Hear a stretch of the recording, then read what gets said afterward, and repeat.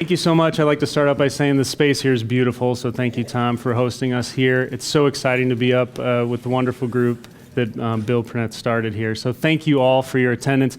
My title today for the lecture is A Clean Sweep for Wellness. What I want you to understand is wellness can be a pretty easy process. The work is in the implementation, but by setting some very basic goals and then following through on those, it can be, in fact, a clean sweep.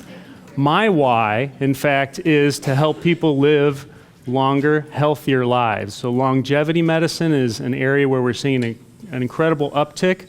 I like to add to that, we want quality along with the quantity that we're putting in there. So the first thing to do when we think of a wellness practice is to make sure we're maintaining that quality mindset. Center your thinking as someone striving for quality of life. I'll speak on this a little bit more, but one of the things people often come to me for some assistance and guidance in is losing weight. And one of the first things I like to help people understand is the best thing is to frame it as a positive thing. So rather than losing weight, we want to gain health, and one of the supporting mechanisms by which we're going to do that is by modifying our diet. So improvement there. Just a number, aging does not have to mean disease-ridden. I'm inspired every day by seeing patients who are having incredible health at an advanced age, and it's truly inspiring to see when you apply basic tenets on a steady state, how you can have fantastic outcomes as you age. And then the concept is begin today, don't wait. Don't feel like you have to start with a massive plan in place, but take a small step. I'll give you a quick example. I have a patient that came and began seeing me about 6 months ago, and she worked with, she was in the Army, and now is in the Army National Guard, got a government position at the post office. We determined she was getting a tremendous amount of exercise on a daily basis. She was moving quite a lot. One of her goals was to lose weight, and what we identified quickly was that she was consuming an excessive amount of soda. Now, those of you who know me know that excessive amount of soda is any soda, but in her case, in her case, I won't be too strict with you, don't worry. In her case, it was over 64 ounces a day. Yes. Incredibly strong individual, and she was very fit in other ways, but this excess weight, she dropped over 20 pounds in excess weight over 8 weeks just by cutting out soda. She already had the activity in place. So when I talk about taking small steps, I just want you to understand it can be that simple, addition by subtraction. So she added tremendous health by cutting out that habit. So centering your thinking is the first important process here. We talk about mindfulness practices. I'll break this down really quickly for you because we are short on time, but this is an overall concept that helps with everything. Mindfulness is the concept of being distraction-free. And it's fantastic, the ability we have to connect on a daily basis now with technology being so easily at hand and these pocket computers that we call phones. But the concept of mindfulness is detaching, setting timers and setting guidelines on how you're going to utilize technology. Mindful eating is what our grandparents called eating. They didn't have the distractions present that we do. So the concept is sitting, eating slowly with intent, with reverence for the food that's before you. We're incredibly blessed with abundance. Having reverence for that process, and I can tell you there are clearly demonstrated physiologic benefits for setting the fork down, chewing your food, a few more bites for each forkful that you're taking in, and pausing to have that reverence. It literally switches on a portion of the nervous system called the parasympathetic nervous system, and that takes care of rest and digest. So mindful eating practices. I'd love to go in more depth and share any of this information with anyone who's interested, so please get a hold of me for additional. That goes for everything. But mindfulness practices as far as moving also. I love the concept of movement that we're seeing now. Anyone's heard of Pokemon Go? We have a lot of people walking around with smartphones in front of them. I was at Bloomington Normal on the way back from a trip up to Lake Michigan, and a group of 6 students from the university there in town almost walked in front of my car playing Pokemon Go. That's not health and wellness, walking in front of cars, but they were out moving around. They weren't sitting in front of a game console, so I'm very grateful of that. But the concept of mindfulness in your movement, this could be a daily walk that's a half hour, 20 minutes, but you're paying attention as you're stepping. It can be as simple as focusing on the small things. You're looking around and seeing the beauty in nature and appreciating those things, as opposed to walking, staring at our devices. And my goodness, I've been guilty of the same. But if you can engage mindfulness in those practices, it's amazing. And there are mindfulness practices that have to do with how we structure our work. I know, Judy, Ryan, you and I have talked about this, and you've helped me figure out ways to bring wellness into my daily work too. Helping others with their wellness. The thing I identify on the bottom here is the concept of meditation, and I just want to introduce this here. This is, again, brief intervals of mindfulness that's done by intent. The easiest way to start a meditation program, and I have a lot of resistance when I mention this to patients, and I think it has to do with the fact they think they need to go to Tibet, climb to the top of a mountain, wrap up in an orange robe, shave their head, and spend the rest of their life up there. Well, I can tell you I've done none of those things. But the fact of the matter is, even setting aside 9-10 minutes in the morning to sit in silence, to pray, to be mindful, and be okay with the fact that all sorts of stuff is going to pop into your head. I began my mindfulness practice over 15 years ago, and it was through a class I took at a community college, and the instructor taught us, be okay with the concept of interruptions. And when a thought pops up, let it pass through. Be comfortable with being a beginner, being teachable. This is very central to the concept of mindfulness. And the meditation component can eventually be built into your day. If you're in a fantastic work environment like this, like CIC, we see all sorts of ways that you can unplug for a moment, as it were, and get centered again. But we can build this into our lives.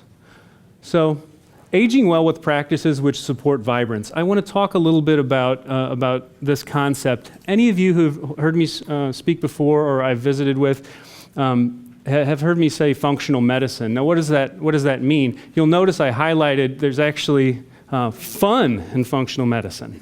Would anybody believe that? Or do we have fun or what in functional medicine? Yeah. So the concept of functional medicine is that we actually measure for deficiencies, and we address excesses, and then movement and being well, and a positive mental attitude is built in there also. Again, I've seen resistance in the part of patients in the past who believe they have to have a super structure of an incredible program and dedicate time to that. It begins with small steps. So this picture just illustrates an active couple. I have many patients that would fit the picture profile in the center. And you better believe that the medical industry is quickly preparing for the aging populace, and we've got interventions like the ones that are pictured on each side of that photo that are in place. Now, let me just take a moment and actually step back here. The Center for Disease Control is in Atlanta, Georgia. It's an incredible organization that seeks to quantify risk and ameliorate health conditions whenever possible. Center for Disease Control in 2014, so a couple years ago, put out a study that out of the 900,000 deaths that are considered premature, this means folks are passing away before their time, out of the 900,000 premature deaths that happen a year, roughly 40% of those are from causes that could be prevented or risks be minimized. Is that just unbelievable to anybody else? That's 360,000 deaths a year that could be changed by changing lifestyle practices, safety precautions. Some of that starts out with, hey, hold my beer, watch this. But it also goes as far. I grew up in Labadie, Missouri. I mean, you see some of that. But it also goes as far as to understand that when you engage a movement process, like take 15 minutes out of your day and go for a walk, you're increasing your cardiovascular function substantially, but you're also engaging your lymphatic system, which is where your immune system is housed. You're actually boosting your immune function by taking a 15-minute walk. You're also engaging the parasympathetic nervous system, which calms everything and allows your body to engage cellular restoration processes. So we look here, I'm going fast here. So improving quality of life today. all you have to do, thank you, Mark, all you have to do is set a basic concept, a goal, and then align 3 different principles, 3 different steps that support that. So if that is that you'd like to gain health by dropping weight, what you can do is set 3 steps. This can be a dietary intervention, a movement concept of increasing the amount of walking, biking, swimming you're doing, and then the third component is often a mindfulness practice. I cannot emphasize strong enough to you the importance of having and creating support for your subconscious mind. We've spoke about this in the past. Dale has written a great book where he references the subconscious mind. The incredible programming that runs these outstanding machines that we have. I'm not bragging up here, I got work to do. We've all got these incredible machines that we live within that are so much more than machines. Reprogramming the subconscious mind just through daily activity and positive mental attitude it's hard for me to underline how important that is. That is primary, then the rest follows. So put it on the calendar. Repeat these action steps.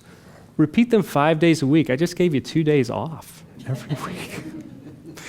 Repeat with rigor 5 days a week for 6 weeks and watch what happens. It's outstanding how many times I see patients really have remarkable turnarounds with mindfulness practices, a little bit of exercise, and make it something you enjoy.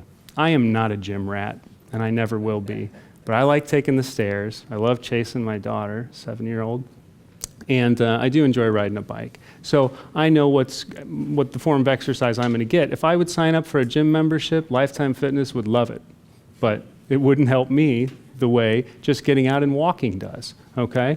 So put it on the calendar, and we can talk, again, in more detail. I love being a sounding board for these sorts of things, so get a hold of me if you need any guidance here. Reward yourself. Be sure to celebrate these victories, and understand, even on the stringent diets that I've talked to patients about with regularity, I plan in playtime, and I know I see friends' faces in the audience who I know have gone to New York and had fun and come back and rebounded instantly into the good plan they had in place, or went to a graduation party and just had to have a piece of that cake and then would be able to get right back into it. So understand you have flexibility, but with a structure, you can do wonderful things. Support these systems.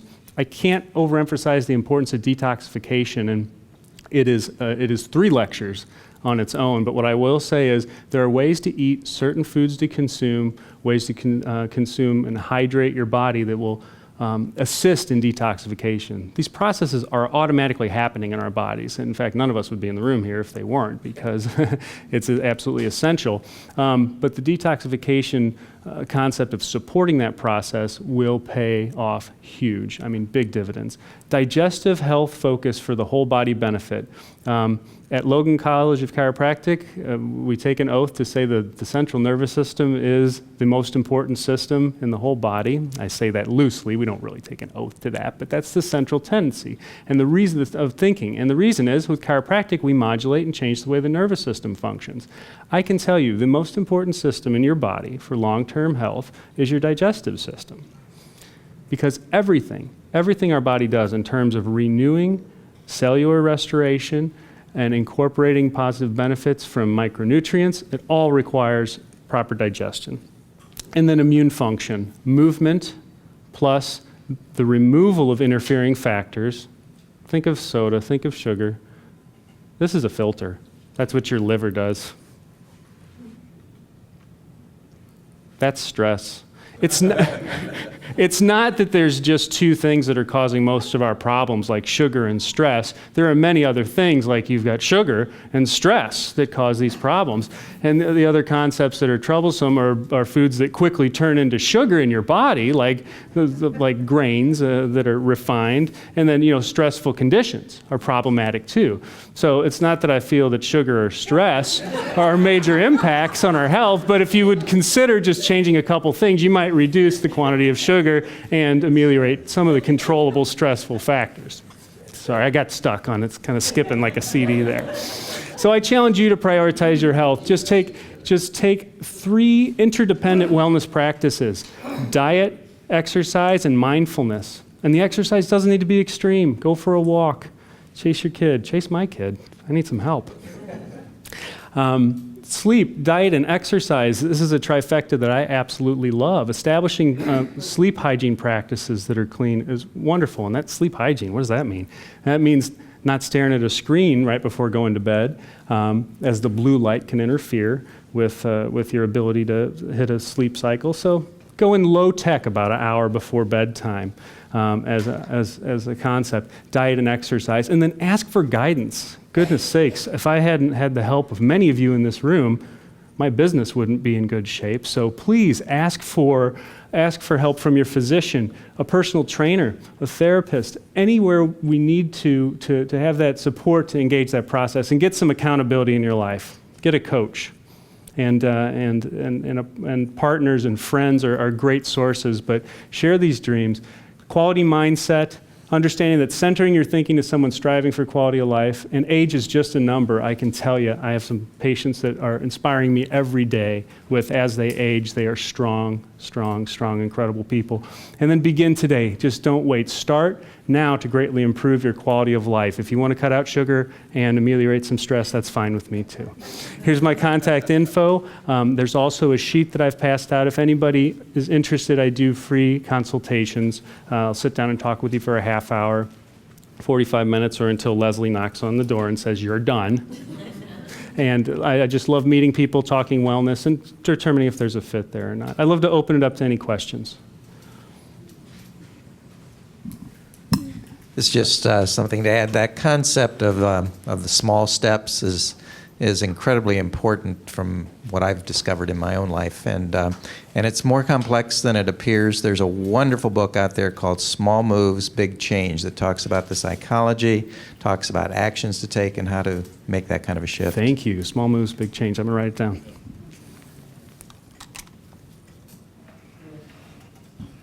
We have time for one more question. One more question. I'm getting the feeling that you think sugar would be good to reduce that. What would be Thank a you, good Mary. first step in trying to overcome that addiction? Oh, that's a fantastic question. So there are two tools that I help. So I'm actually going to say I'll give you one step with two action parts. The first is to bring in some medium chain triglycerides. Those are a form of oil, and medium chain triglycerides are formed in many different oils, olive oil, avocado oil, etc. But coconut oil tends to have the highest concentration per unit volume. So engaging a process, I can give you more information with this directly, but the short of it is to take in some coconut oil to squelch cravings, because that is burned preferentially, but it won't cause your blood sugar to spike and then valley. It actually is a steady state of burning. It increases metabolic function. So utilizing coconut oil strategically throughout the day, and I can give you more insight there. Yeah, and the second thing is hydration. When folks, because part of sugar consumption is the addictive quality of sugar, which is very, very, very strong. There's a strong addictive quality there. So hydrating when the addictive component comes in, and then using medium chain triglyceride in the form of coconut oil and coconut compounds. Very helpful. Yes, thank you. Thank you all for your attention.